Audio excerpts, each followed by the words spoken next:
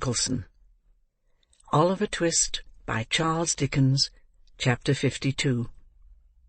Fagin's Last Night Alive. The court was paved, from floor to roof, with human faces. Inquisitive and eager eyes peered from every inch of space. From the rail before the dock, away into the sharpest angle of the smallest corner in the galleries, all looks were fixed upon one man, Fagin. Before him and behind, above, below, on the right and on the left, he seemed to stand surrounded by a firmament, all bright with gleaming eyes. He stood there, in all this glare of living light, with one hand resting on the wooden slab before him, the other held to his ear, and his head thrust forward to enable him to catch with greater distinctness every word that fell from the presiding judge, who was delivering his charge to the jury. At times he turned his eyes sharply upon them to observe the effect of the slightest feather-weight in his favour, and when the points against him were stated with terrible distinctness, looked towards his counsel in mute appeal that he would even then urge something in his behalf. Beyond these manifestations of anxiety, he stirred not hand or foot. He had scarcely moved since the trial began, and now that the judge ceased to speak, he still remained in the same strained attitude of close attention, with his gaze bent on him, as though he listened still. A slight bustle in the court recalled him to himself. Looking round, he saw that the jurymen had turned together to consider their verdict. As his eyes wandered to the gallery, he could see the people rising above each other to see his face, some hastily applying their glasses to their eyes, and others whispering their neighbours with looks expressive of abhorrence. A few there were who seemed unmindful of him, and looked only to the jury in impatient wonder how they could delay. But in no one face, not even among the women, of whom there were many there, could he read the faintest sympathy with himself, or any feeling but one of all-absorbing interest that he should be condemned. As he saw all this in one bewildered glance, the death-like stillness came again, and looking back, he saw that the jurymen had turned towards the judge. Hush! They only sought permission to retire. He looked, wistfully, into their faces, one by one when they passed out, as though to see which way the greater number leant, but that was fruitless. The jailer touched him on the shoulder. He followed mechanically to the end of the dock, and sat down on a chair. The man pointed it out, or he would not have seen it. He looked up into the gallery again. Some of the people were eating, and some fanning themselves with handkerchiefs, for the crowded place was very hot. There was one young man sketching his face in a little note-book. He wondered whether it was like, and looked on when the artist broke his pencil-point, and made another with his knife, as any idle spectator might have done. In the same way, when he turned his eyes towards the judge, his mind began to busy itself with the fashion of his dress, and what it cost, and how he put it on. There was an old fat gentleman on the bench, too, who had gone out some half an hour before, and now come back. He wondered within himself whether this man had been to get his dinner, what he had had, and where he had had it, and pursued this train of careless thought until some new object caught his eye, and roused another. Not that, all this time, his mind was, for an instant, free from one oppressive, overwhelming sense of the grave that opened at his feet.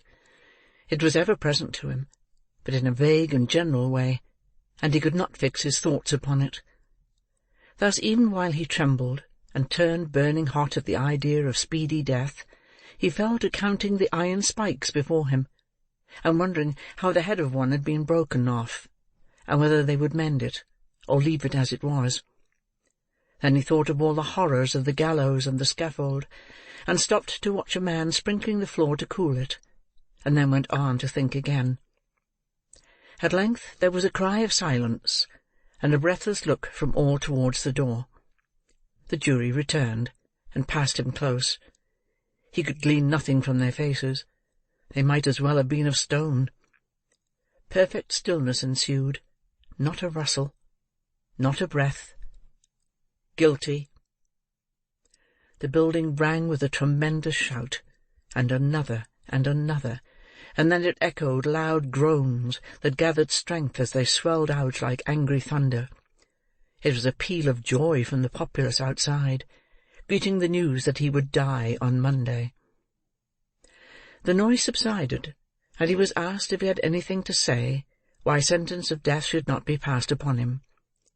He had resumed his listening attitude, and looked intently at his questioner while the demand was made, but it was twice repeated before he seemed to hear it, and then he only muttered that he was an old man, and so, dropping into a whisper, was silent again.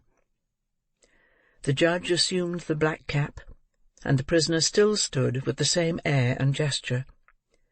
A woman in the gallery uttered some exclamation, called forth by this dread solemnity. He looked hastily up, as if angry at the interruption, and bent forward yet more attentively.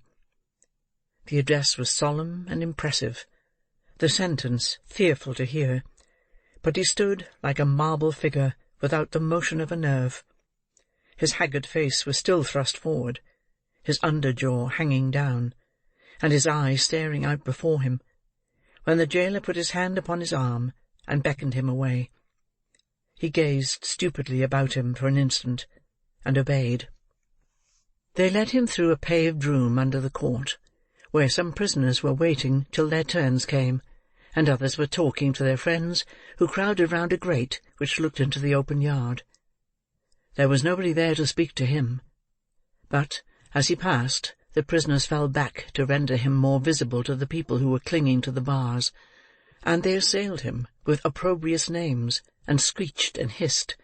He shook his fist, and would have spat upon them, but his conductors hurried him on through a gloomy passage lighted by a few dim lamps into the interior of the prison. Here he was searched, that he might not have about him the means of anticipating the law.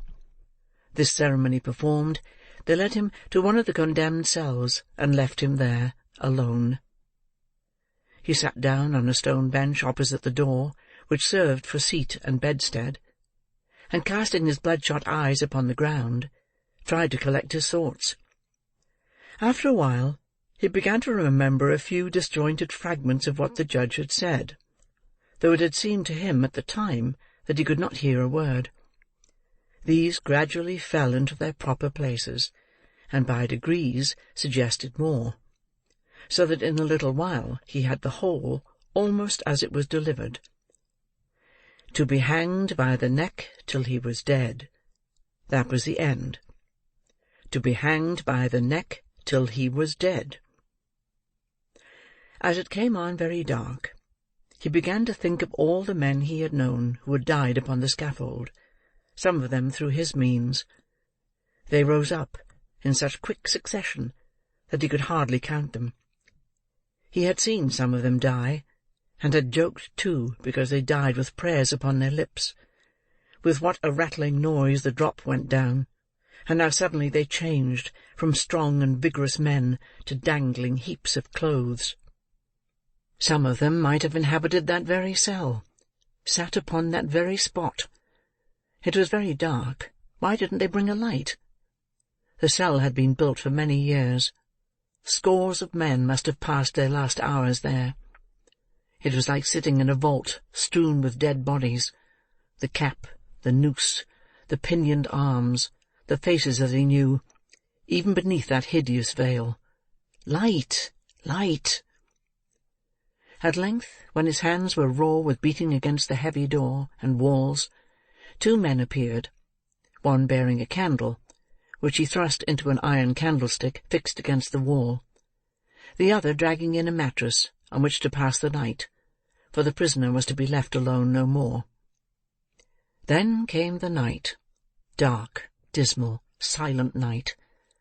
Other watchers are glad to hear this church clock strike, for they tell of life and coming day. To him they brought despair. The boom of every iron bell came laden with the one deep, hollow sound, death. what availed the noise and bustle of cheerful morning, which penetrated even there to him? It was another form of knell, with mockery added to the warning. The day passed off. Day? There was no day. It was gone as soon as come, and night came on again. Night so long and yet so short, long in its dreadful silence, and short in its fleeting hours. At one time he raved and blasphemed, and at another howled and tore his hair. Venerable men of his own persuasion had come to pray beside him, but he had driven them away with curses. They renewed their charitable efforts, and he beat them off. Saturday night. He had only one night more to live, and as he thought of this, the day broke. Sunday. It was not until the night of this last awful day that a withering sense of his helpless, desperate state came into its full intensity upon his blighted soul. Not that he had ever held any defined or positive hope of mercy, but that he had never been able to consider more than the dim probability of dying so soon. He had spoken little to either of the two men, who relieved each other in their attendance upon him, and they, for their parts, made no effort to rouse his attention. He had sat there, awake but dreaming. Now he started up every minute, and with gasping mouth and burning skin, hurried to and fro in such a paroxysm of fear and wrath that even they, used to such sights, recoiled from him with horror. He grew so terrible at last, in all the tortures of his evil conscience, that one man could not bear to sit there eyeing him alone, and so the two kept watch together. He cowered down upon his stone bed, and thought of the past. He had been wounded with some missiles from the crowd on the day of his capture, and his head was bandaged with a linen cloth. His red hair hung down upon his bloodless face. His beard was torn, and twisted into knots. His eyes shone with a terrible light. His unwashed flesh crackled with the fever that burnt him up. 8, 9, 10. If it was not a trick to frighten him, and those were the real hours treading on each other's heels, where would he be when they came round again? 11. Another struck, before the voice of the previous hour had ceased to vibrate. At 8, he would be the only mourner in his own funeral train. At 11, those dreadful walls of Newgate, which have hidden so much misery and such unspeakable anguish, not only from the eyes, but, too often and too long, from the thoughts of men, never held so dread a spectacle as that. The few who lingered as they passed, and wondered what the man was doing who was to be hanged tomorrow, would have slept but ill that night if they could have seen him. From early in the evening until nearly midnight, little groups of 2 and 3 presented themselves at the lodge gate, and inquired with anxious faces whether any reprieve had been received. These being answered in the negative, communicated the welcome intelligence to the clusters in the street, who pointed out to one another the door from which he must come out, and showed where the scaffold would be built, and, walking with unwilling steps away, turned back to conjure up the scene. By degrees they fell off, one by one, and, for an hour, in the dead of night, the street was left to solitude and darkness. The space before the prison was cleared, and a few strong barriers, painted black, had been already thrown across the road to break the pressure of the expected crowd, when Mr. Brownlow and Oliver appeared at the wicket, and presented an order of admission to the prisoner, signed by one of the sheriffs. They were immediately admitted into the lodge. "Is the young gentleman to come too, sir?" said the man whose duty it was to conduct them. "It's not a sight for children, sir." "It is not indeed, my friend," rejoined Mr. Brownlow, "but my business with this man is intimately connected with him, and as this child has seen him in the full career of his success and villainy, I think it as well, even at the cost of some pain and fear, that he should see him now." These few words had been said apart, so as to be inaudible to Oliver. The man touched his hat, and glancing at Oliver with some curiosity, opened another gate, opposite to that by which they had entered, and led them on through dark and winding ways towards the cells. "This," said the man, stopping in a gloomy passage, where a couple of workmen were making some preparations in profound silence, "this is the place he passes through. If you step this way, you can see the door he goes out at." He led them into a stone kitchen, fitted with coppers for dressing the prison food, and pointed to a door. There was an open grating above it, through which came the sound of men's voices, mingled with the noise of hammering and the throwing down of boards. They were putting up the scaffold. From this place they passed through several strong gates, opened by other turnkeys from the inner side, and, having entered an open yard, ascended a flight of narrow steps, and came into a passage with a row of strong doors on the left hand. Motioning them to remain where they were, the turnkey knocked at one of these with his bunch of keys. The two attendants, after a little whispering, came out into the passage, stretching themselves as if glad of the temporary relief, and motioned the visitors to follow the jailer into the cell. They did so. The condemned criminal was seated on his bed, rocking himself from side to side, with a countenance more like that of a snared beast than the face of a man.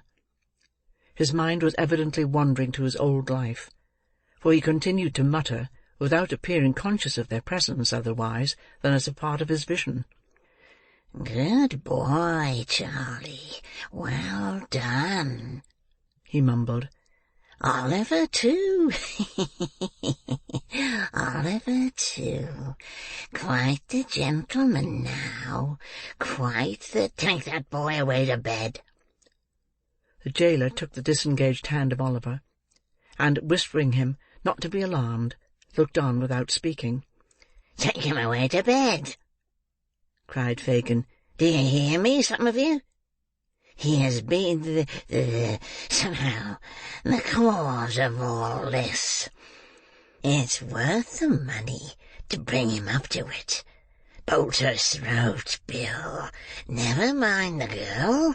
Bolt her throat as deep as you can cut. Saw his head off."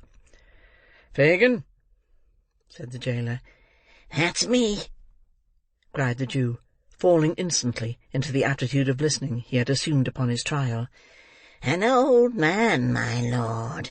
A very old man." "Here," said the turnkey, laying his hand upon his breast to keep him down. "Here's somebody who wants to see you, to ask you some questions, I suppose. Fagin, are you a man?"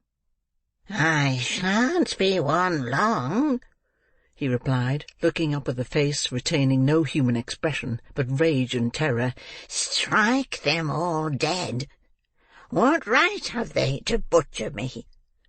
As he spoke, he caught sight of Oliver and Mr. Brownlow. Shrinking to the farthest corner of the seat, he demanded to know what they wanted there.